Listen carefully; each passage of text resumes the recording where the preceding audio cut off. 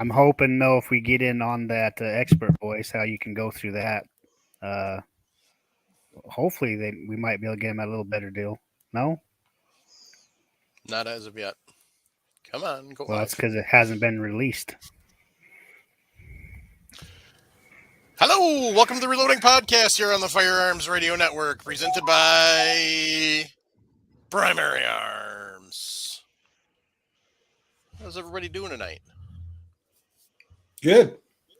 Great. Good. So we finally got some news. For those of you who are watching live, today is November 8th. We finally got some news out of Frankfurt, for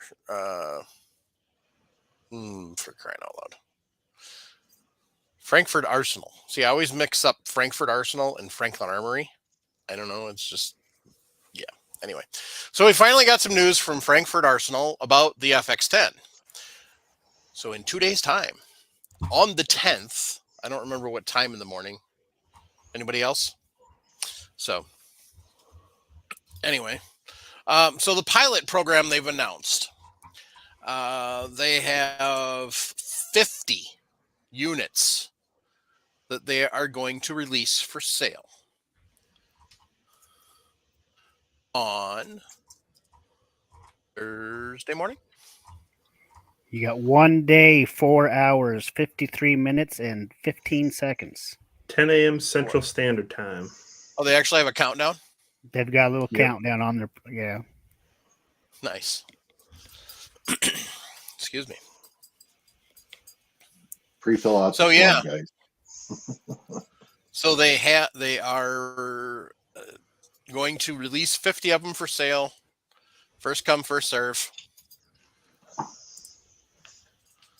So if you have the money and the time, you could be one of the first 50 to own one. So, but you also got to have some kick-ass internet. So There is a video out there. It's Braggin' Rights Precision Reloading. yeah, He's actually has got one of the pre-production ones.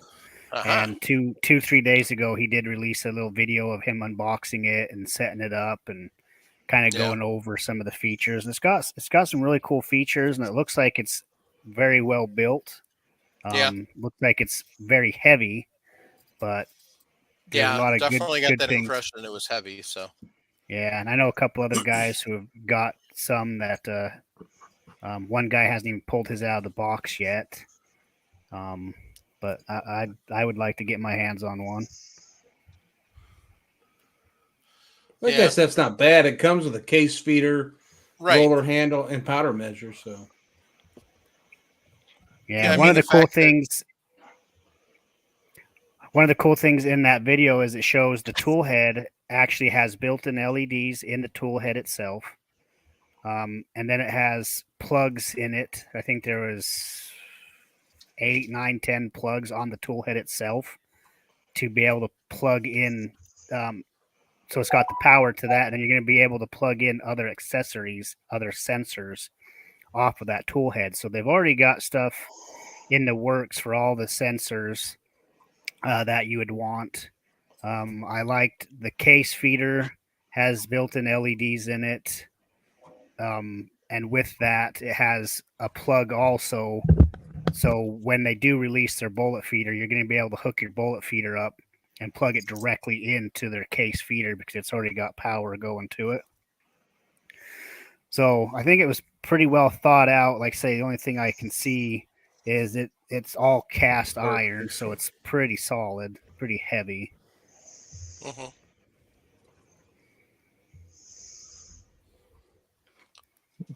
Nothing wrong with that. I mean, we've been living with rock chuckers and retting presses for all this time, and I know Dylan. The original RL1000 was iron and stainless steel. So a little bit. One more, right there. So that isn't so bad.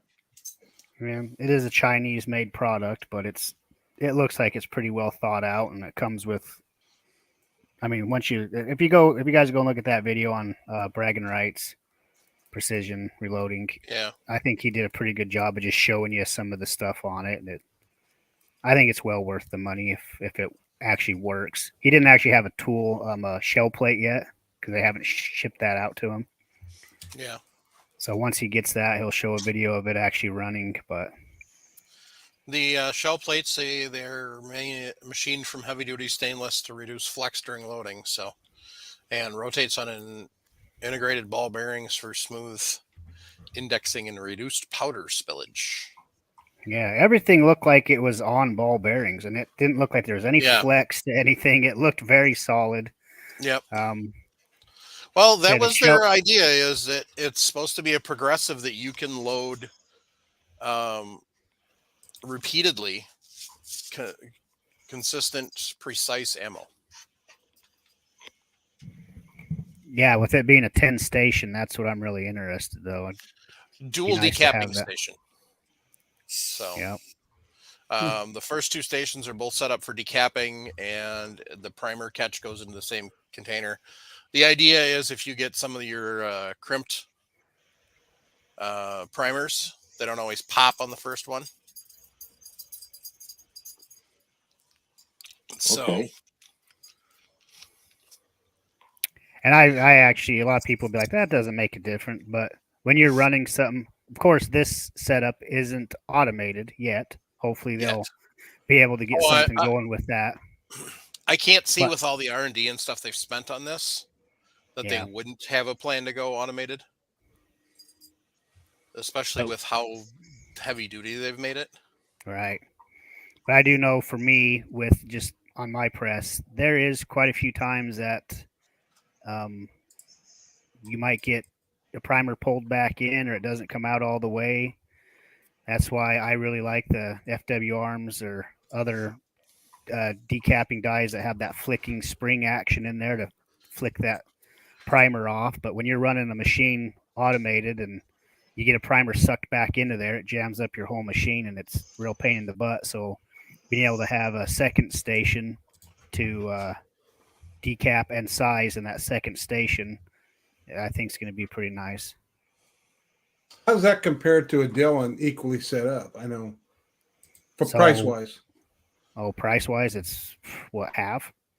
Oh, yeah. Okay.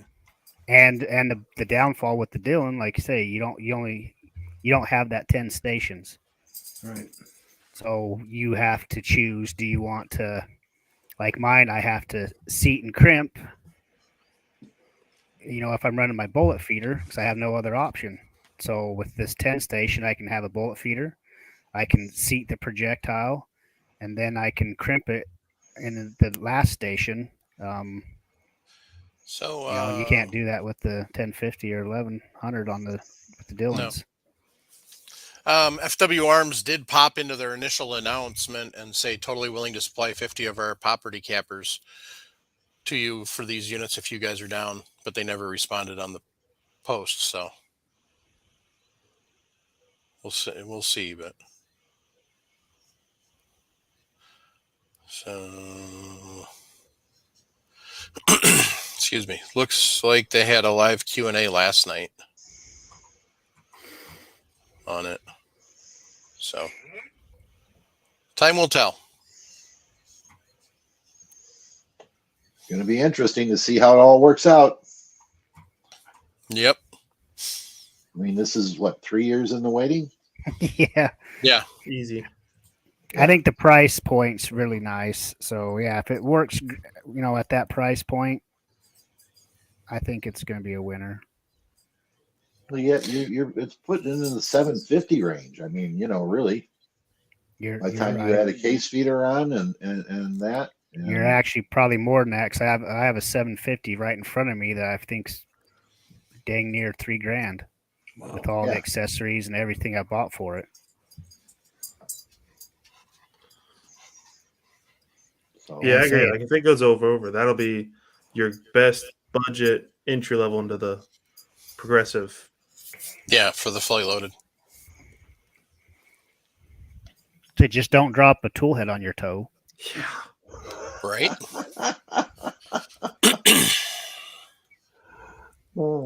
Do they have a full weight of what it weighs? I don't think so.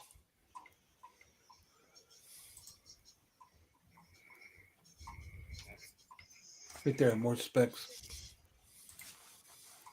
Of course, it takes us to that.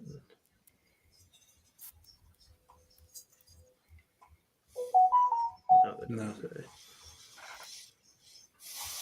That don't look light though. Ooh. And just like my 1050, they do swaging on that press too. Right. Which is nice. It's handy. It's, I mean, Yeah.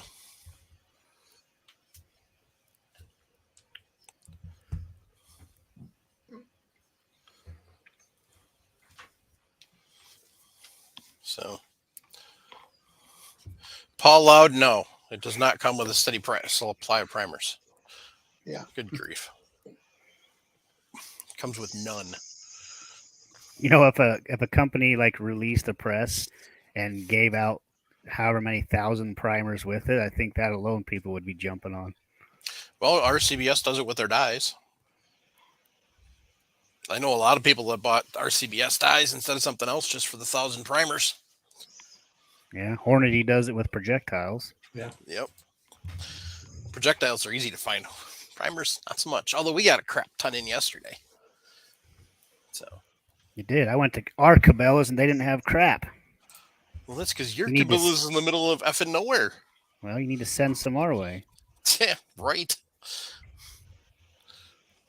They'll get them eventually. how long they last, though?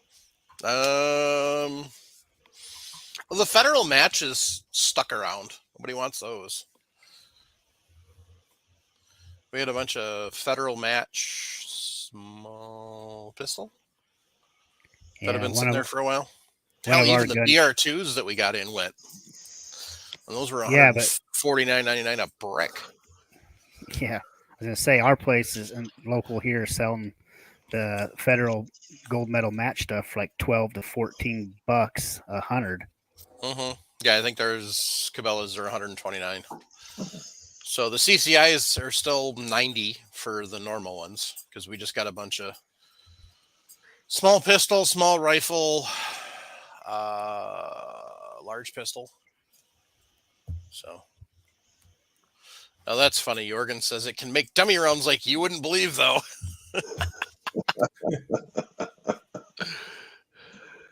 And then Paul Loud, so it can produce as much as a Lee hand press in the current market. Yep. Classic. So what else did you get up to, Travis, before you got to run?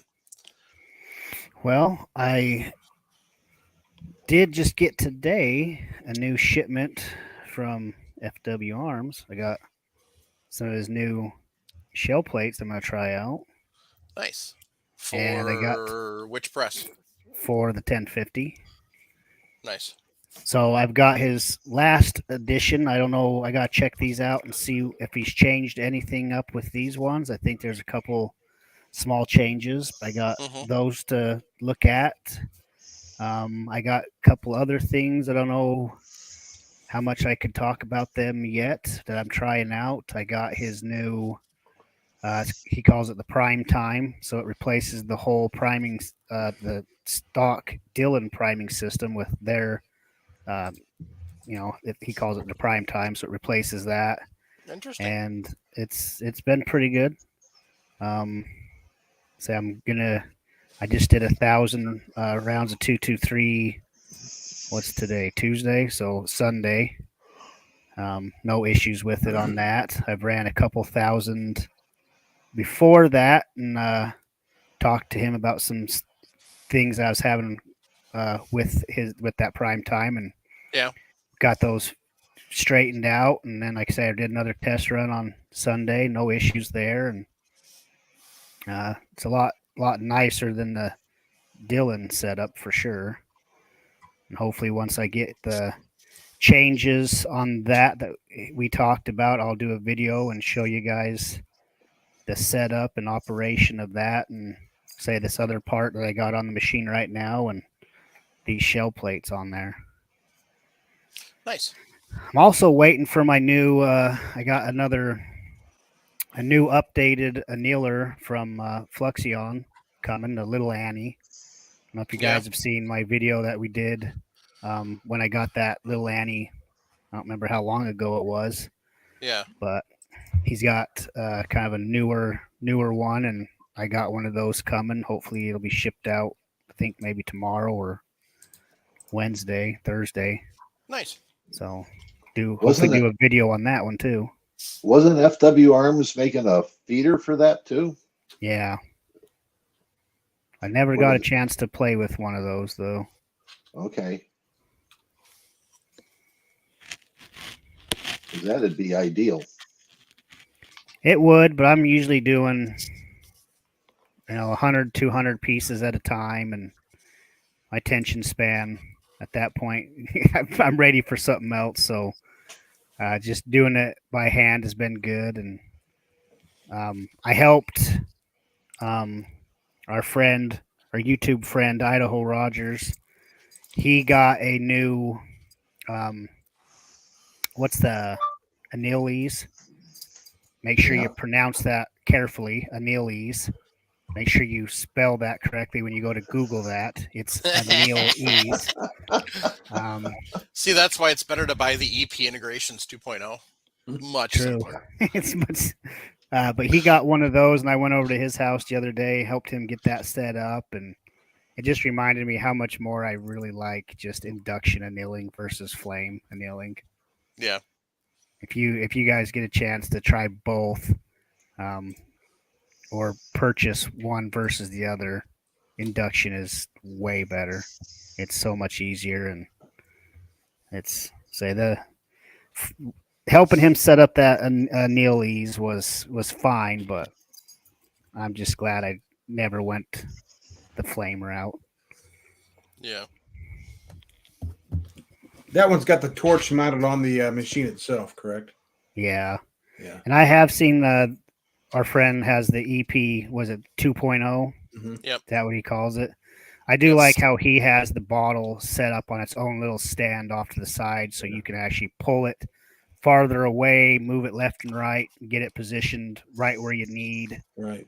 Say the Annealese one, it was a little bit more difficult to get it adjusted right where you needed, and then you got to remember when propane starts running lower, your pressures, you lose pressure, and then the flame. So you're just fighting a little bit back and forth with that, and getting everything set up initially it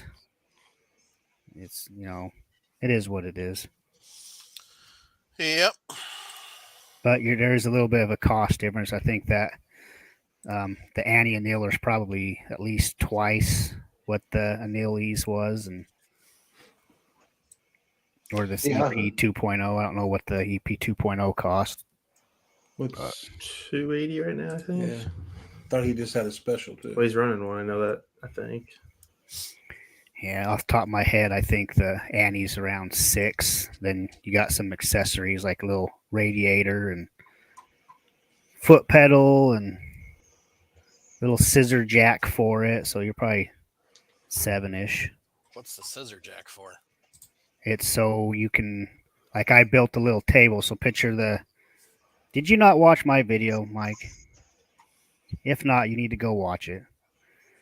But you put your little annealer on the little scissor lift thingy, and then I built a little table with like a hole in it, and it's got a little lever, and you can drop your brass on your little table, and the induction machine sits behind it on the little scissor lift, and it's so you can adjust your machine up and down and get it the right height for whatever piece of brass you're doing, because if you put a 223 versus a 308, there's a big height difference.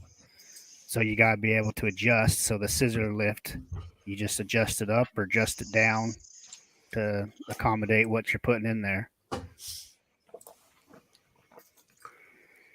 So someone's asking about the amp annealer. So yeah, the amp annealer is what, $2,000? Yeah. At least the last time I looked, I want to say it was $2,000. I think that's correct. And where does it come? Does it come from New Zealand? Is that where it comes from? Yep. I think it was like $1,400 or $1,500 plus the add-on for the case to tell it how good what temperature to go at, and then you got to spend $25 or $28 a piece on the shell holders. So it runs up there real quick. It's the best one out there, but yeah, you're gonna pay for it. But yeah. Well, I mean, yeah. But the nice thing is, if you get all the bells and whistles, it's literally fill the hopper and walk away. Yeah, that's an extra to get the feeder with it. Like I said, if you get all the bells and whistles. Yes. So well, guys, I gotta go pick up my kids. So if I get back in time, I'll jump back on. But if not, I will see you next week. Sounds good, sir. All right. Take care. Safe driving. All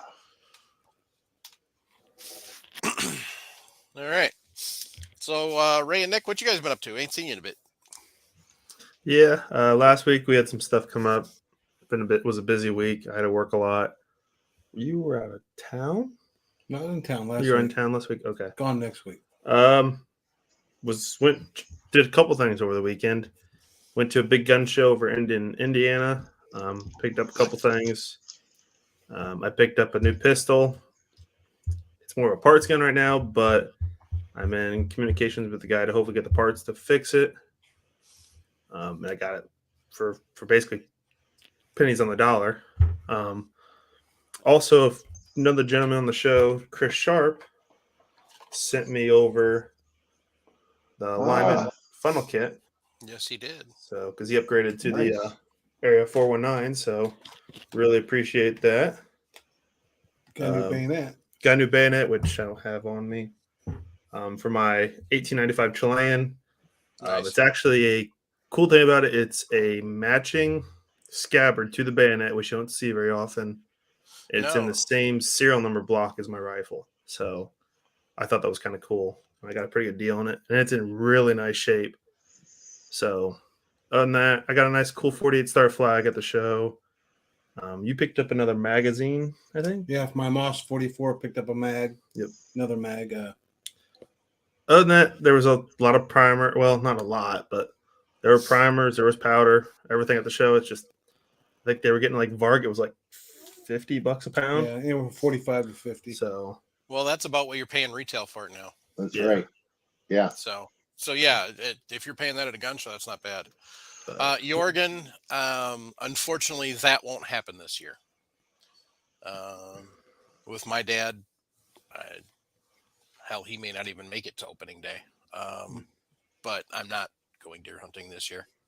So I might with my bow. It just depends on if I get a chance to get out, and just I'm not in a hurry this year. I don't really have money invested, maybe $40 at most with my tags and licenses, but hopefully by next year we'll have property to hunt on. So yeah, did some first test loads with the new bullets.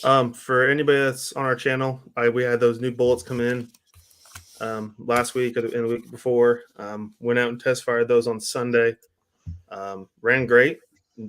Got rid of, as of right now, I have gotten rid of the issues with the action jamming up. So that tells me that the bullet size does matter. But we did notice going from the 190 grains down to the 145 grains, there was a big difference in the velocity. You could hear, and it was a distinct, you could hear the difference. So we're trying to chronograph them inside our indoor range, but the way the light is in there, the chronograph doesn't work very well. But hopefully we get back out there. If you bring me my shot shell presses, I'll let you borrow my Labrador. Well, I asked for the kit for my chronograph, the indoor light kit. Oh, okay. That's on my Christmas list. We're gonna go back out next nice day. Yeah, it was just super windy. We would have been outside, but it was just so windy outside all weekend here. And like, what was it? Friday we had 45 mile an hour winds, consistent all day, and then Saturday was the same way. Yeah, Saturday up to 70. Dad was holding the wheel like this driving. It was so bad. Yeah, I drove out to my dad's to visit him on Saturday, and yeah, it was. Yeah. And then coming back, it was.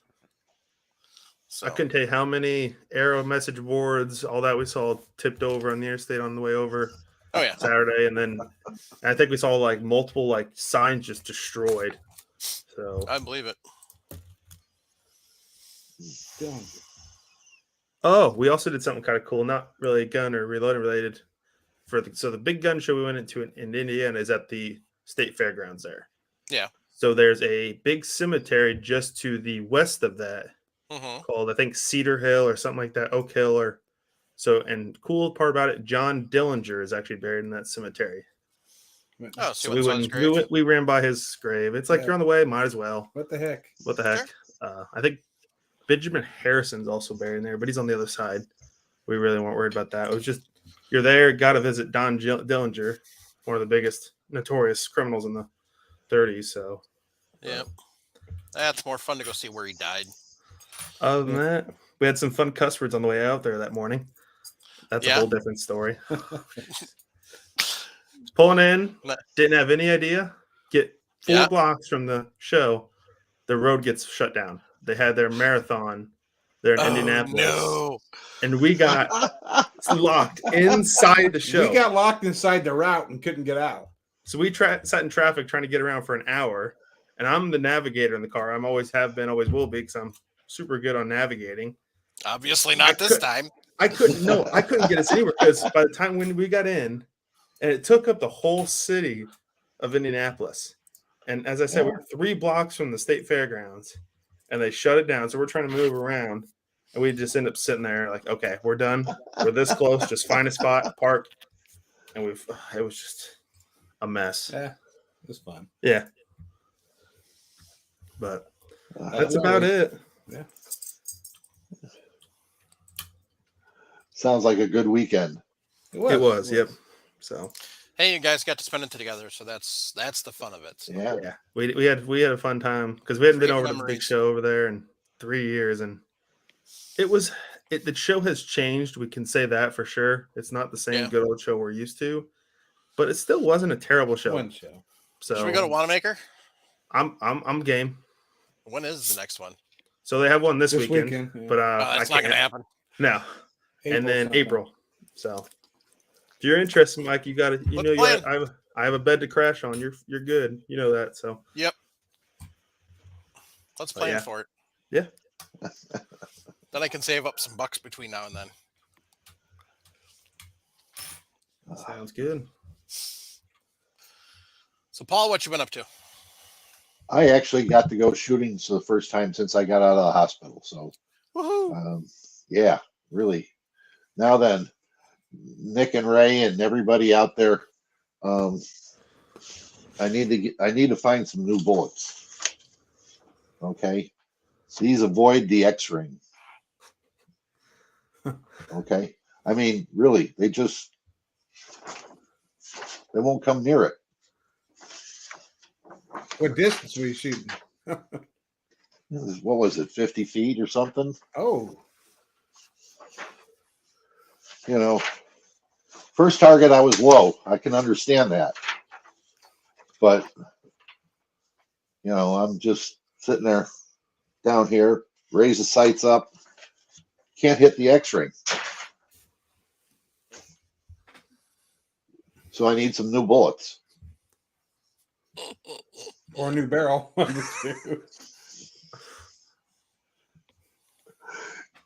I could do that too. Okay. We all have those days. Yeah. Well, let's see. That's what?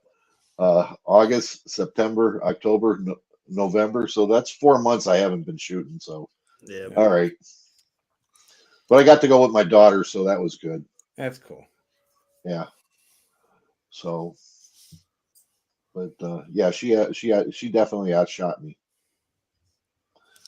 Well, it is a perishable skill. It's a perishable skill, and it's nice when you're able to, she can stand up for, an hour and a half without problem. I can't do that right now. So, but brand new range. Only open a month. Indoor only right now, but they plan on opening up by fall 300 yards out to 300, and then by next year they're hoping that they have to 1,000 yards. So Wow. yeah, so we will see how it progresses. This is near what, Bloomington? Yeah, near Bloomington. I think 1,000. We may have to come over and visit. Yeah. Yeah. Notice that's Bloomington, Indiana, not Indiana. Illinois. Yeah. Yes. Oh, there's one near Bloomington too, but I think they have 600. I think yeah, it was. 600. Yeah. There's one near Peoria too, but that's like I looked at what that Aurora's was got per one hour. there. Aurora's 600 too. Yeah, there's one that's got like after a quarter mile up by Peoria. Yeah. But he's like $35 an hour. I'm like, screw that. Right? You sure about that? I thought they. No, he's still open. The range at Aurora is actually really nice. Mm-hmm. I'll say that. So, Michael Dunn says there's one in Bloomington, Minnesota too. Why is all the spectacular states around Wisconsin have the town of Bloomington? I don't see how Bloomington has 1,000 yards, and especially in Minnesota. That's still Minneapolis, St. Paul area. I don't see how you can get out to 1,000 unless it's right on the edge of town. Dodging traffic. Dodging traffic. It's the Chicago shooting range.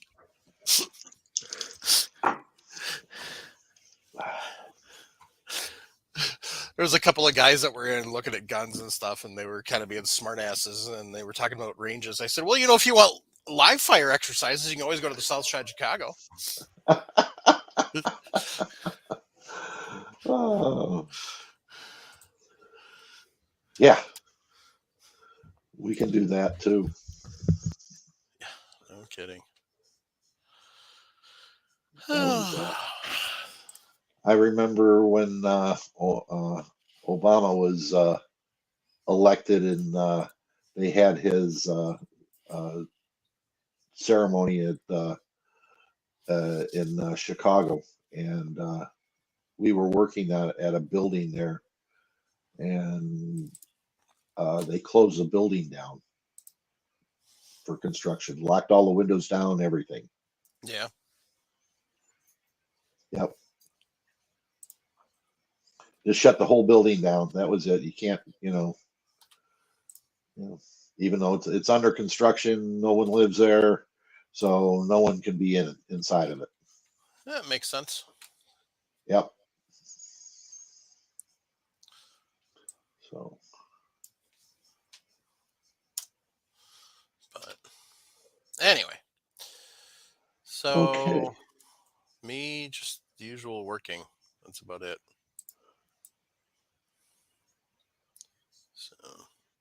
So you're keeping out of trouble, right? Yep. Okay. So anything good come by? At the. Not really. I mean, the only thing I've really bought in the last couple of weeks, I bought an Auto Ordnance 1911. Okay. One of the ones from like the 70s to 90s. Yeah. So, they're not worth much, but they're kind of cool. They've got the Thompson arrowhead symbol on them, so That's pretty cool. So I mean, the logo and everything's on them is cool. It's a basic 1911. Quality wise, you're probably looking Rock Island entry level or Charles Daly. They work. That's as long as it works. That's all that matters. Functions, yeah. Auto Ordnance also made some in stainless steel too. Yeah, this wasn't one of those. Okay. They're still making them. Carr owns it now. Carr Arms. Mm-hmm. So okay. They're still making a bunch. They're the one that made the Trump 45. They make it's a bunch of specialized commemorative ones nowadays, it seems like. But I mean, honestly, if you're looking for a 1911 and you just want a shooter, go buy yourself a Rock Island. That's what I got, and I love it. Mine runs great. $500 brand new, and they run. So, I mean, that's the thing. I don't know. Does yours rattle? Mine was Okay. tight as could be, and I've actually had to bought an extra barrel. Mine's Oh, a that's 9, Oh, yours is a 9. so Okay. I bought another barrel, and I actually have one. Mine's in my reenactment gun as well. Oh, cool. So Blanket Well, on. that's I cheaper to blanket shoot than at- 45. Oh, absolutely! I blanket after the barrel, put the thread, the little orifice in the front, and I just got to kind of play with the orifices a little bit. But other than that, You everything orifice. live, I ran through it. CMP just opened up their third round in 1911s, didn't they? That's been out Yes, for a they couple months. did. Yep. Yeah. I've seen a couple of the first ones from the round 3. They're not too bad looking still. I Yeah. figured they're hitting the bottom of the barrel. Well, supposedly they're supposed to have 2 more rounds. Jeez. So, but you have to do a 4473 twice to get them. Yeah. Plus, in my case, I'd have to do a 4473 plus the state background check. But That the was for us. big prohibiting factor is funds. So, Yeah, we went round 1 and got them. That's yeah, I don't know. I guess we had a Remington Rand come through a couple weeks ago. So, I take that back. I bought 2 moist nuggets yesterday. moist. Bought a M44 I would and get- an M9130. I want a 44 just to say I got a 44 carbine. Just to say I got Well, one. If you want to cough up the $600 that I got it posted for, you can. Oh my gosh. They're that much. I haven't looked at them in a long time. They are. Jeez. Or no, sorry, 700. Oh my gosh, even worse. The 9130 is 600. 9130 is a 1951 production. They're both numbers matching. They were both brought in by PW Arms. Okay. And they're clean. I mean, they're both clean. Ridiculously clean. I got So- other stuff I want first. Although I did get a kick out of it. The guy goes we're looking at the 9130 and also came with the little oiler kit and the extra stripper clip pouches and stuff. So all this stuff right here. Yeah. Yeah. Which is a dime a dozen, but Yeah. it's for the customer it looks neat. So if you make a nice display for it, but he was asking about the 9130 because he goes, so is it possible this wasn't even shot? I'm like, no. I didn't even hesitate. I'm like, no. If it wasn't shot, you wouldn't have probably been able to afford it even when you did buy it. Because the only way it wasn't shot is if it wasn't issued. And even back in the 90s, those things were going for $5,000. So, Yeah, the nicest thing about those is the wrench with the firing pin extrusion gauge on it. nice. Yeah, so you came with that, didn't it? Yes, it did. Okay. Yeah, that's because it's got all the little. Yeah, it had all the little goodies. Yep. So, yep. But I mean, they were both clean. The 44s, the paint was still all on the bayonet and everything. So, Wow. I've personally not seen any this nice that weren't just taken out of Cosmoline. So, but Wow. but I mean, they'll go. Oh, Oh absolutely. yeah. They'll go pretty quick, especially if they put them online. Well, that's like I got one for you, Mike. You'll get a kick out of this. A Remington 1903. Spring, Yep. 1903. $2,200 at a local gun shop. We just sold a 1903 M2 for $1,500. That's in Ooh, 22 though, yeah. Uh-huh. that ain't bad either. 1,500. That ain't bad. We have a 1917 that's 1,500. Winchester, Eddystone. Winchester. That's boy, yeah. God forbid if they put a Eddystone out for $1,500, I'd grab it and butt stroke them with it. Yeah. I had to ask, but I'm like, you never know. No. What? I mean, some of the guys that I work with don't necessarily always make the best decisions. Smartest. but Is it Winchester, Winchester spelt out, or Winchester just the W? I didn't even bother to look at it that Okay. close. If it's just the W, it's an early Mhm. one. That's Yeah. what Greg's is just a W. So Ah, Justin said those 44 carbines make a great whitetail. brush gun. Yeah, they do. And if you don't kill it with that, you just flip the bayonet out and stab it to death. Stabby. Those kick pretty good. You got to put a pack wire. That's why I want to. Yeah, That's why I you want to do. get Greg's out because I want to compare that to the FR8. Oh, I want yeah. to kind of do our own little video, of the kicking carbine, That'd be a good video. Yeah. because Danny did one. So Yeah, the 9130s are nice to shoot. They remind me of like a car, a K98 or Yeah. the Turkish version.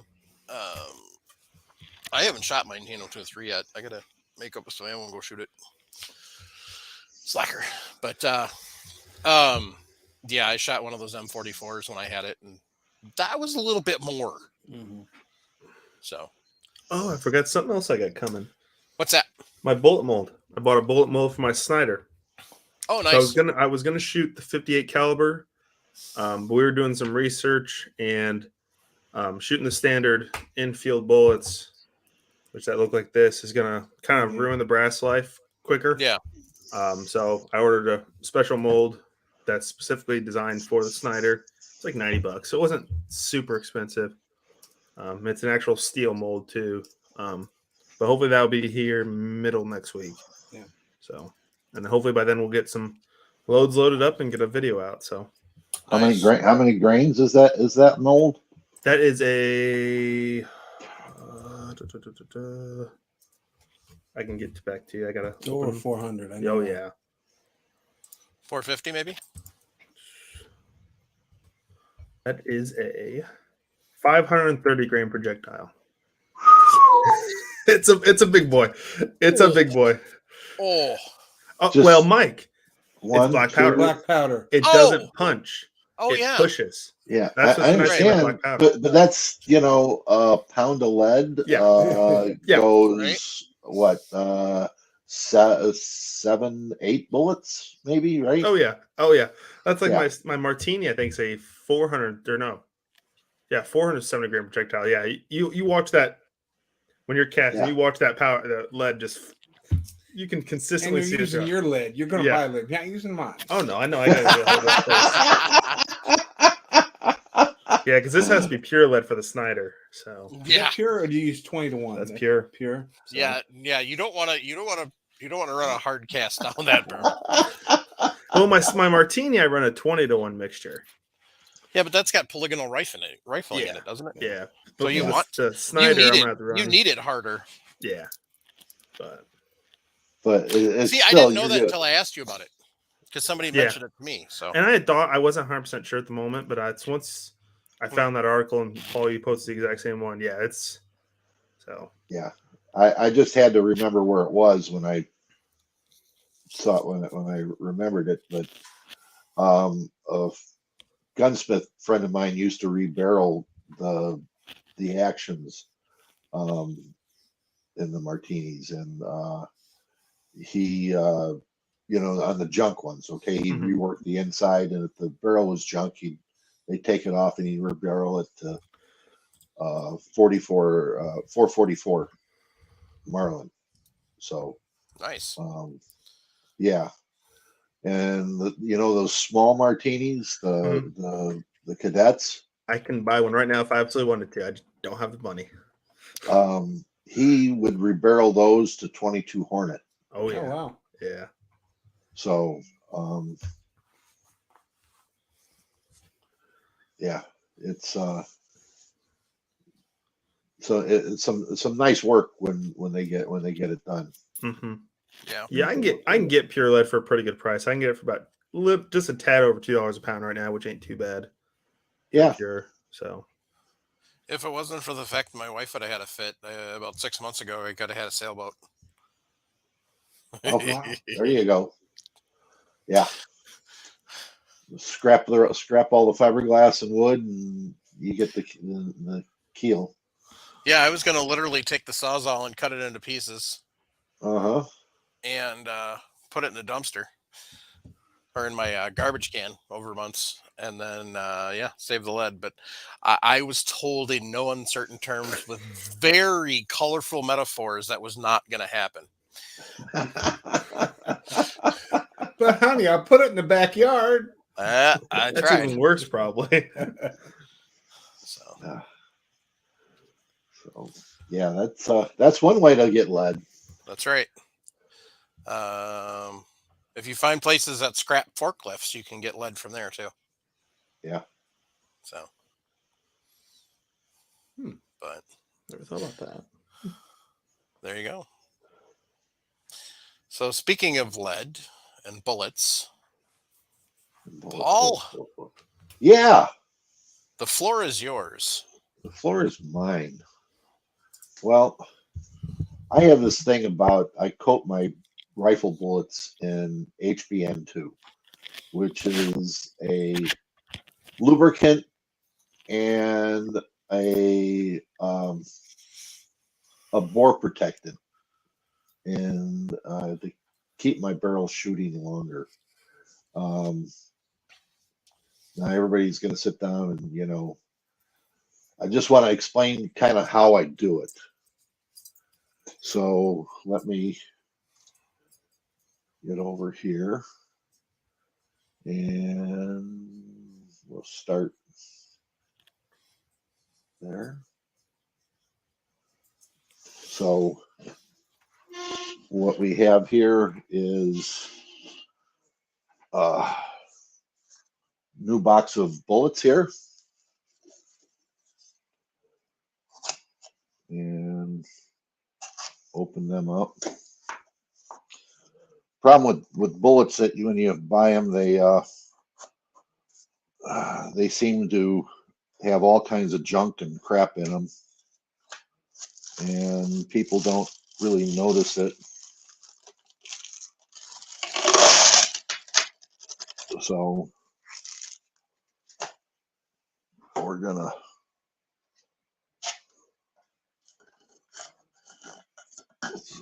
kind of give them a bath in some alcohol.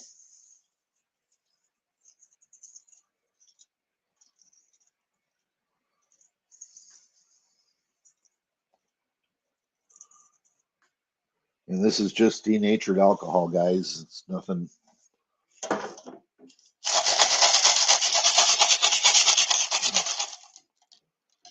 Nothing exotic or anything.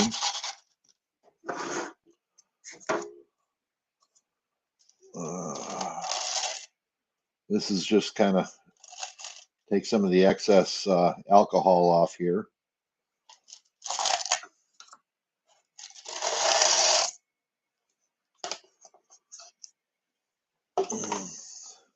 The idea behind it is to take all any oils or junk and everything else they may have on it, and if you don't, I don't know if you can see real well the line of garbage that came off by just pouring that off there. That's all the garbage that comes from manufacturing.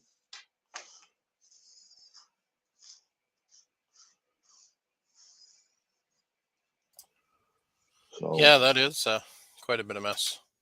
yeah, it's if you see, I don't know if I could get down here with it, but there's a lot of copper, lead, and other junk that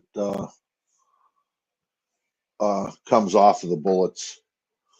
The next thing that I do before I start doing that is I'm kind of anal retentive, and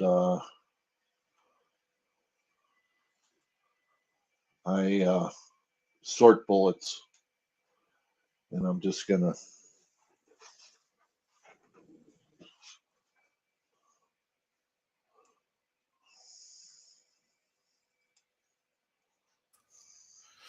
So Michael Dunn wants to know if acetone would work instead of the alcohol. yes, it would.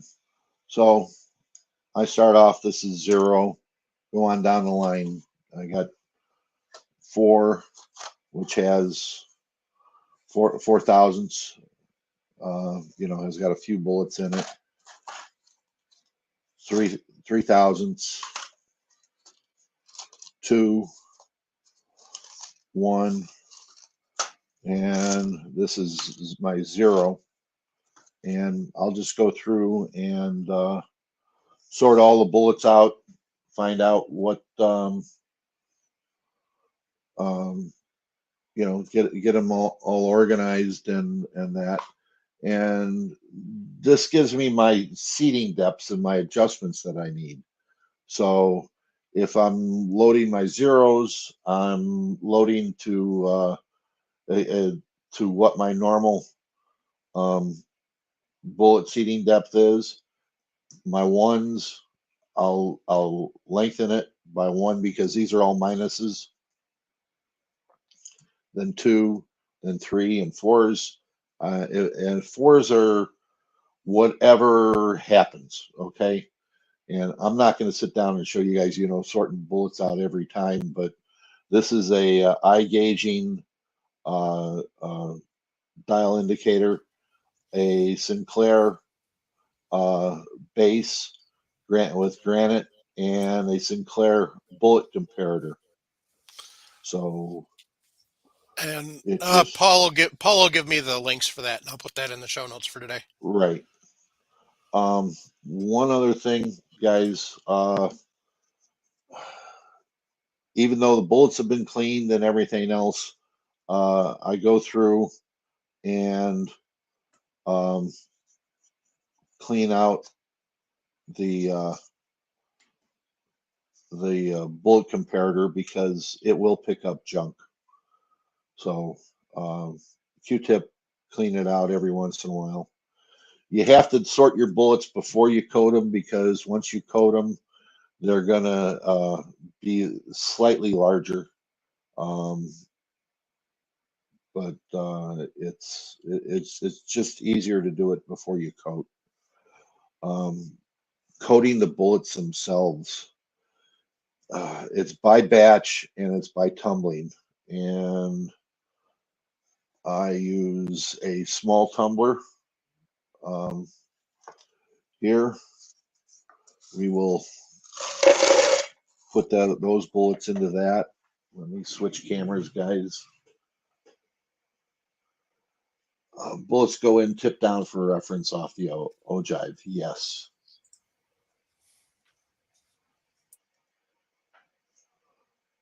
Sorry about the switching cameras back and forth.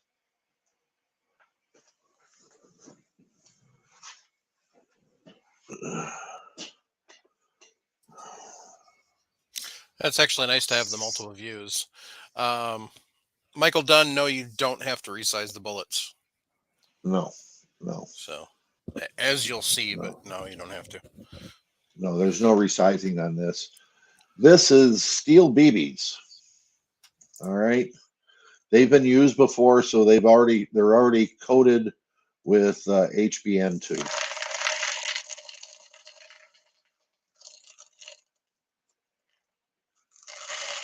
That's about right.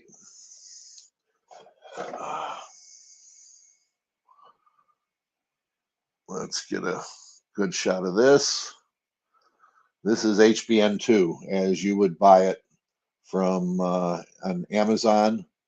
It's 98% pure. It's 0.0, it's 0.5 UM, which is the micro units.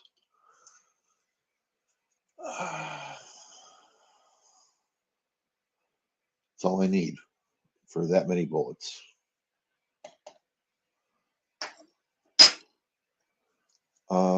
Cost is about $20 for this. Another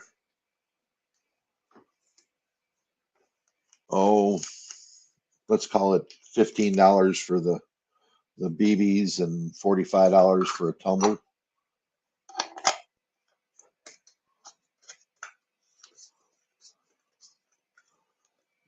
Go on into the tumbler for about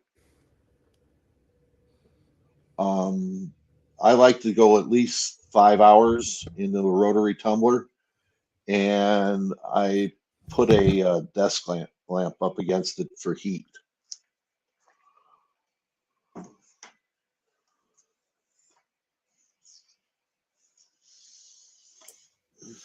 So it's a rather long process. It's not something It's like a regular quick long shake. process, yes. Yeah, it's Okay. not a quick shake. When they come out, I put them in a kitchen towel and kind of rub them gently. And as you can see here, I don't know how well that focus, you fuck.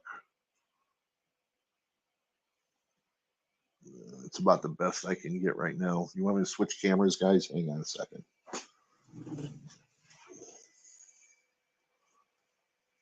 Paul, that tumbler you use, is that like the Harbor Freight rock tumbler? Yeah, exactly. Okay. It's nothing expensive. It's just it's a cheap tumbler that that allows you to coat the impact coat the bullets is basically what you're doing here.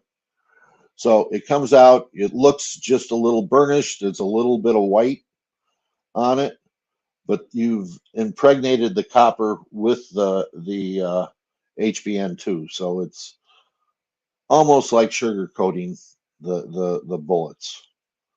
And you're just going to spend, 5 minutes going back and forth. Don't put them back in the bags that they come in. If they're coming in a bag, I just like to use an empty box. And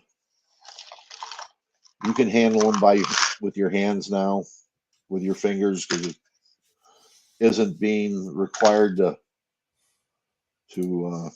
keep the oils off of it. And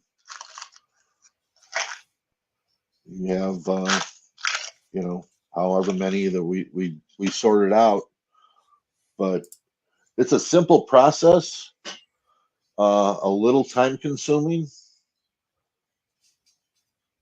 but I can get 500 to 1,000 more rounds in a 22-250 on a prairie dog hunt versus an uncoated and untreated bullets.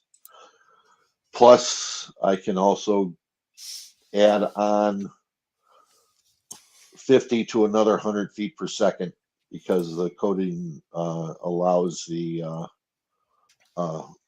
reduced friction in the load.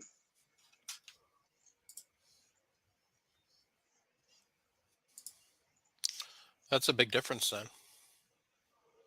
Yeah, it's a big difference. And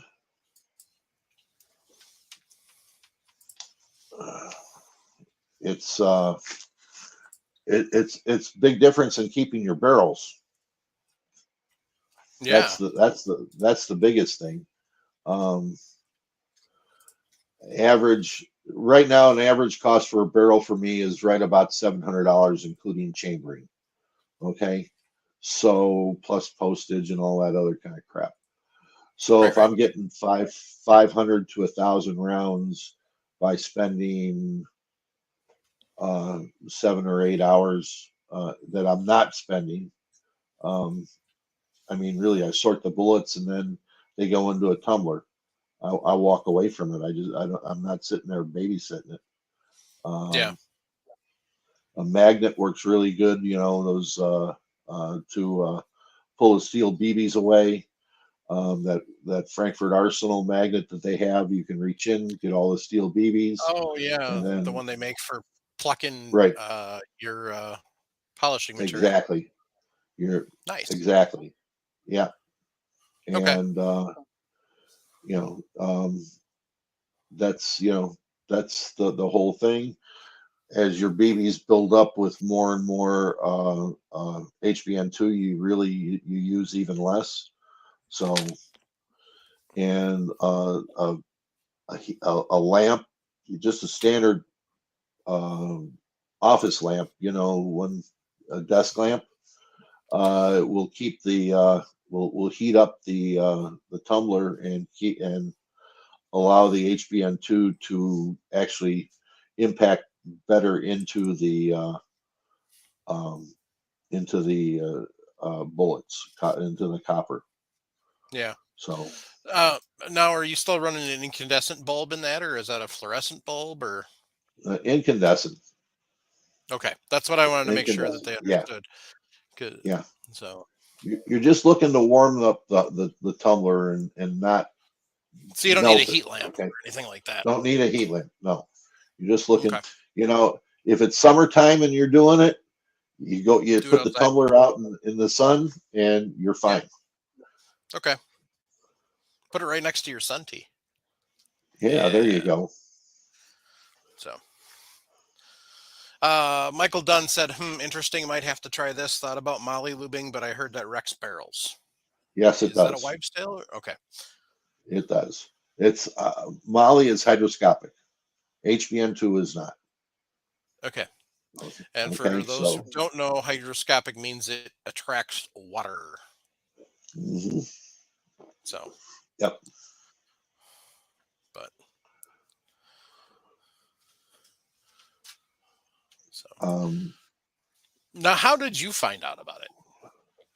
I read an article on Rifle Magazine about it, and they were Okay. using it in a Swiss writer was using it in his 6.5, and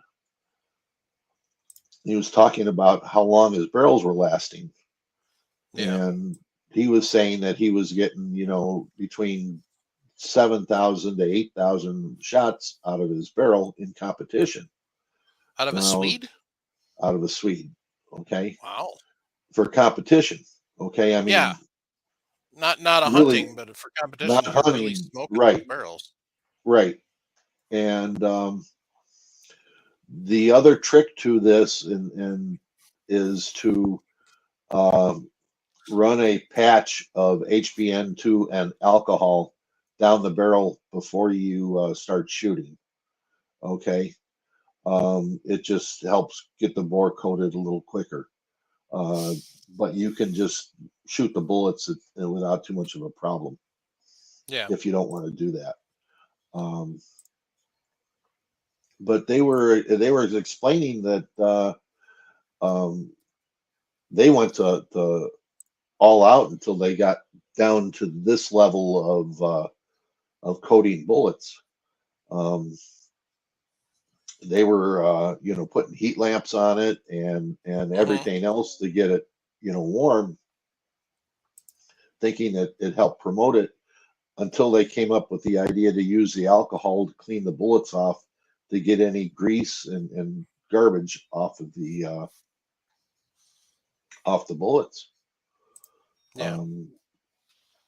Because the grease and that and the oils that they use to manufacture the bullets are the things that that hinder the application. Right. Yeah, I guess I never realized how dirty they were, and I've never cleaned any of mine. So no one looks. No one looks. You dirty, filthy, naughty bullets. No one really looks. I mean, you think about it, and they're cleaned, and they tell you they're clean, but they're you want to run that stuff through your barrel? Nope. I want to run that stuff down my barrel as much as I want to throw that through a spark plug hole in my cylinder head. Down into the cylinder. Ooh, bad. Yeah. So, for those of you who don't understand that reference, when your motor blows, a lot of times it's because either a valve's disintegrated or something along that lines, where your valve springs come apart and it slips down past when the valve's open and gets into the cylinder head, through the cylinder head into the cylinder above the piston. And as the piston's moving up and down, that stuff bounces around and eventually it slaps over against the wall. And depending on how big that chunk is, it can actually weld the piston to the wall of the cylinder. Yeah. It's kind of cool. I'm not going to lie if it's not your motor. So, but if it's your motor, it's a really bad day. So, Michael Dunn, yes, we do see. I see the bullets as normal afterwards. It's not a problem. The one thing that it really prevents the HBM2 is welding of the bullet to the case. Okay.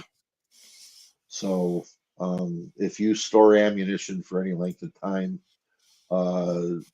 the copper and brass react with each other and actually form a bond and will bond the bullet together. If you watch a lot of the competitive long-range shooters, they will preload all their ammunition long, and the night before they will do the final seating of the bullet to what they're looking at. That's where a Wilson straight line die and an arbor press come in handy because it's lightweight. There's no big press to handle, and it doesn't take a whole lot of time. Okay. Sorry, I had to mute my dogs. Yep. Russ's favorite cast member decided to get lippy. This is one of those that I pulled out a couple weeks ago, and you can see the definite color change. Yep. Where it was, the case mouth was up to this second cantilever. So you can definitely see the discoloring around the projectile and where it actually seeps. So sorry, I don't have my other camera hooked up, so I wasn't planning on showing anything tonight. I'll just have to make sure I do that from now on. Justin, cold bore POI. Yep, it will eliminate. It should eliminate it. Not every gun will Can I speak the truth on that? I suppose some of it depends on size of projectile to bore. Size projectile to bore, how well it's bedded. I mean, movement in a gun can make a POI change. So, yep.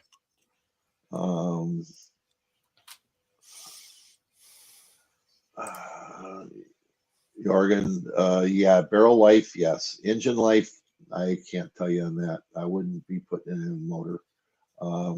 It is used it is used as a lubricant in seal castings for the doors on steel furnaces because of the what is it? It's almost 5,000 degrees Fahrenheit on its burn rate.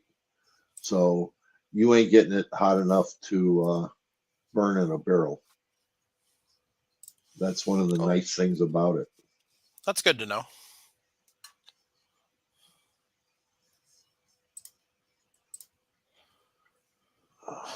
Justin wants to know, do you apply any other lubricants? Lube to the neck? No, it's all I need.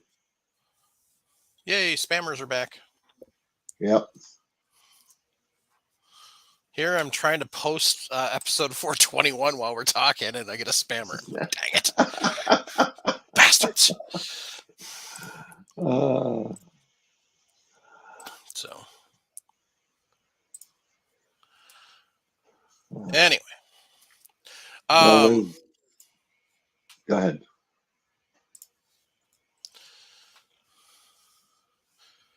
Yeah, so you wouldn't really need. I mean, even regular projectiles, I don't put any lube on the neck for seating. So, but Um, but you you really can, wouldn't need anything with this because it is the yeah, lubricant. but you can get away with, try some of this Imperial and use it on your case necks, and it helps. Um, and it depends upon how you clean your cases too. Mike, Yeah, you're an ultrasonic user. I'm an ultrasonic user, um, because I don't want any carbon anywhere near, shooting any carbon anywhere near my barrels, because it's already hmm, bad enough the carbon I'm building up. yeah, But an ultrasonic cleaner takes all that away, and it Carbon X does act like a lubricant on your bullet, but it also acts as a sandpaper down your bore. So, um, yeah. Carbon's very abrasive, and I don't think a lot of people realize just how nasty it actually can be. right. So, Daniel Anderson, where is this found? Online or in stores? You can find it on Amazon. Just look for HBN2. And I believe it's about $19 for that little jar, and it will last you years. Michael Dunn, does that HBN2 rub off on the dies? Your seating dies, extra cleaning for the dies? No, you've taken most of it off. It's all you're doing is you're impact coating it, and then you're taking away any excess. So Yeah, no, there's because really nothing that's what with the towel the dies. does. Yeah, it's what the towel does. So the towel after takes off all the excess, and I Yeah, mean it's possible that it's leaving behind minor amounts of residue, but you're talking literally probably hundreds of thousands of bullets before your dust in your reloading room is going to create more dust and dirt on your dies than this will, is what you're trying to say. and you should be cleaning your dies every once in a while, even if they're, if you're not doing it. If you look Why? at I the don't. junk, if you look at the junk that I just got off all the bullets, you're going to sit down and say, "Oh, what? Okay, you know, that's just 100 bullets, guys. It's just, you know,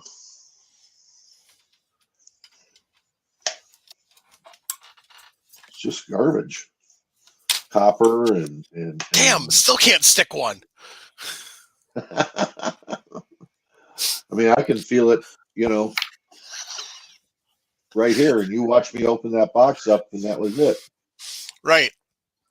Yeah, I mean, literally, you cut the seal on that box. It's not like Right? that was staged or anything. That Nope. was a factory box that was unopened. So, Yep. for those of you who don't know what I just did, I just grabbed another piece of brass and tried to stick it in the die from episode 419, whatever it was, 419, 418. Still couldn't stick it. So, yeah. Yeah. That was an entertaining night. Yes, that So, was. But I'm a big promoter of denatured alcohol in a reloading room, because it hmm, cleans everything, without having to have um, chemicals that could be harmful to yourself, acetone and that kind of stuff.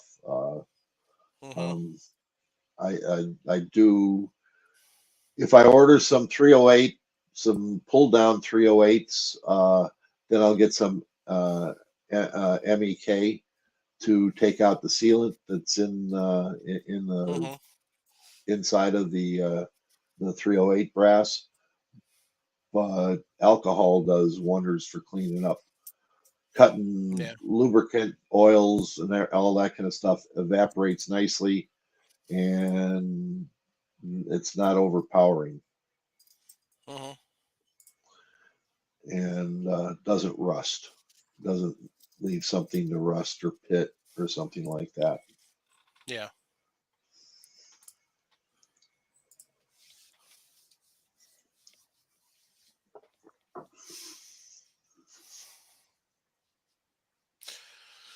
Wanted to let everybody know we are actually fully live on Utreon now. Or I shouldn't say fully live. Everything is uploaded to Utreon up to 422. Starting next week, we're actually going to air the show on the live show on Utreon as well. So another place to watch, so you don't have to be on YouTube if you don't want. So just another platform that we're expanding out to. Like I said, We Like Shooting's been using it for a while. So Michael Dunn, are you OCD? I'm wondering. He said he cleans everything every time he uses it. So anyway,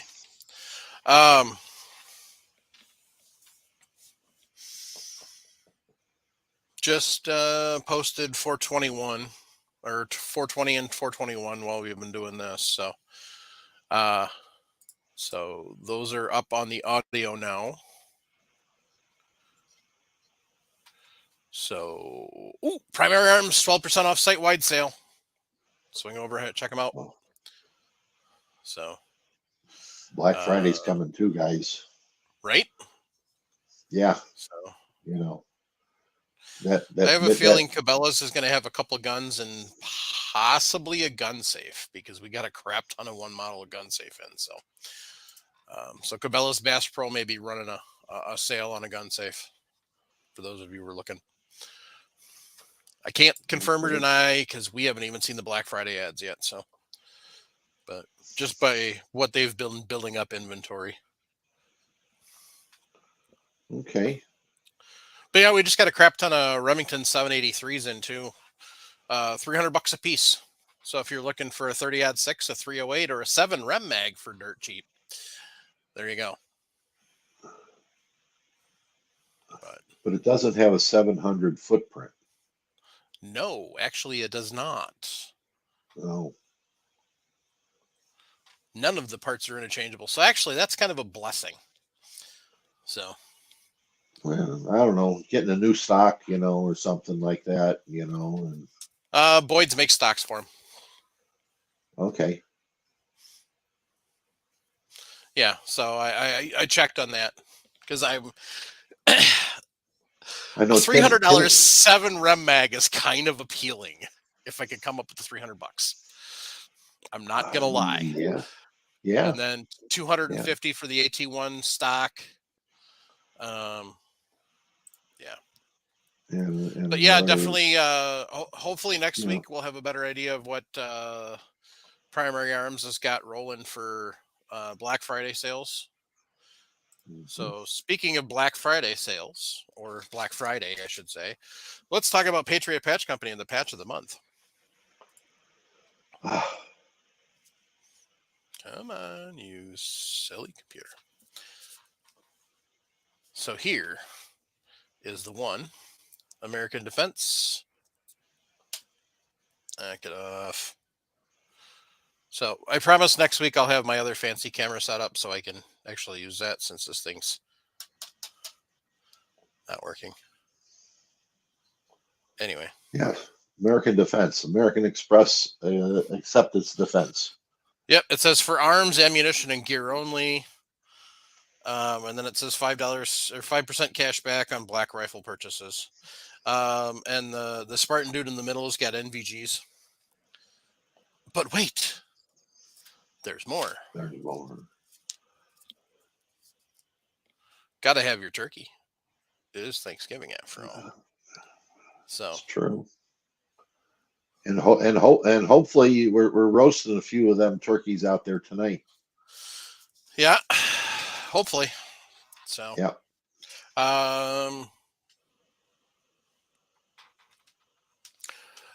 Paul Loud wanted to know if they have the massive free bore like the 700. I honestly have no clue. I would suspect that they probably do. It is a Remington product. So if you're worried about that on a $300 rifle, don't buy the $300 rifle. Well, buy the $300 rifle and spend another $300 and put a barrel on it. I mean, come on, guys. I mean, it ain't rocket science. I mean, if you get a really good shooting barrel on a $300 gun, it's for what everybody here is going to use it for. Not a bad deal, right? Yeah. So. I mean, there's lots of barrel makers will cut the threads for you without a problem. I mean, it ain't a problem after that. So. Yep.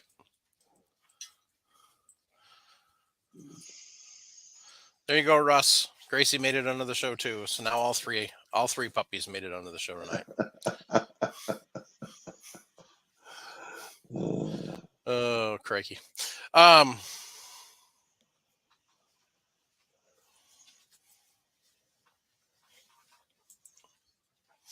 I forgot what I was going to say. Oh, yeah. So Primary Arms for the rest of November is still running the buy the barrel, get the stop for free deal. So, like I said last week, and maybe you haven't heard this yet, but firearmsradio.net/PA is going to give you what the FRN code is good for the current moment. So, but now Paul's just going down the rabbit hole. For crying out loud. You're buying this to go deer hunting, or in the 7 rem mag, elk hunting, or maybe moose hunting. But you're not buying it to shoot precision long distance, for crying out loud. It's a $300 Remington. Good grief. It's like a Howa. Right? It's like a Howa. Exactly. I mean, come on. If you want to buy a precision long range rifle, then, do your Talk homework. to me. Do your homework and do it right. If you want a $300 deer hunting rifle, well, there you go. So. Guaranteed to put 2 shots right next to each other. Yep. All you got to be is minute a deer. So, and if you're hand loading, right, you can definitely make them do minute a deer.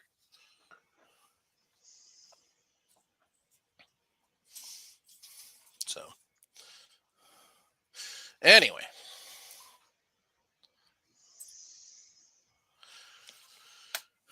All right.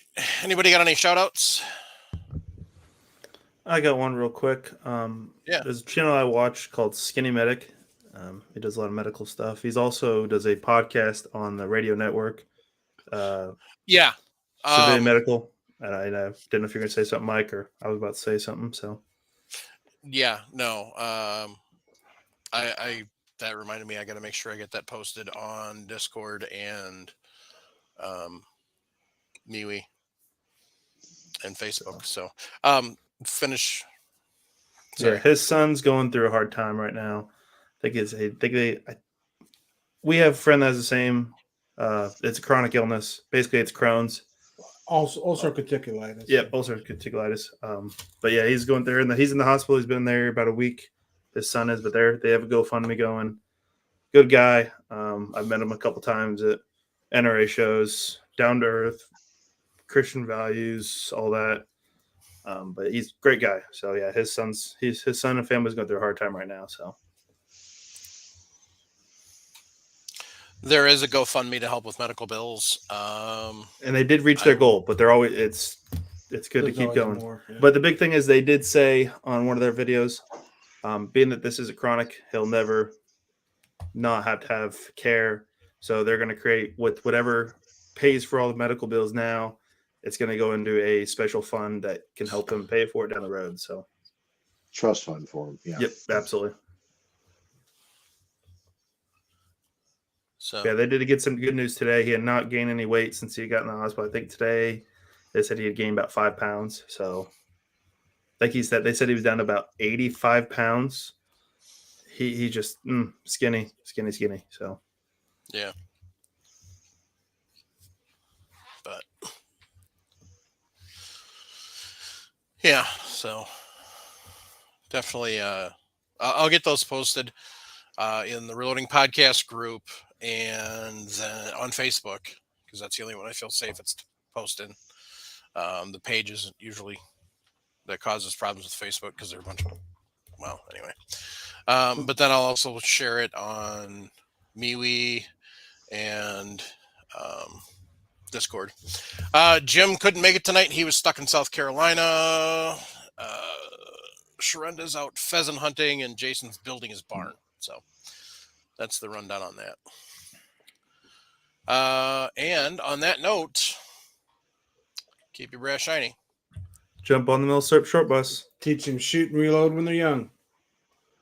Grandpa told me, he said, don't listen to your mama. He says, violence does solve problems. Make sure you're supporting the Second Amendment. Join gun advocacy groups. Make sure you're paying attention to what your critters are doing in office. So, more importantly, if you're struggling, 988 or 1-800-823. Oh my goodness! For how many times I've said that, you would think I could remember it. 988 or 1-800-273-8255. Trained professionals are waiting. If you need help, they're there to help you all. We want you here. We need you here. So make sure you reach out. Thanks, and have a good night. Good night, all.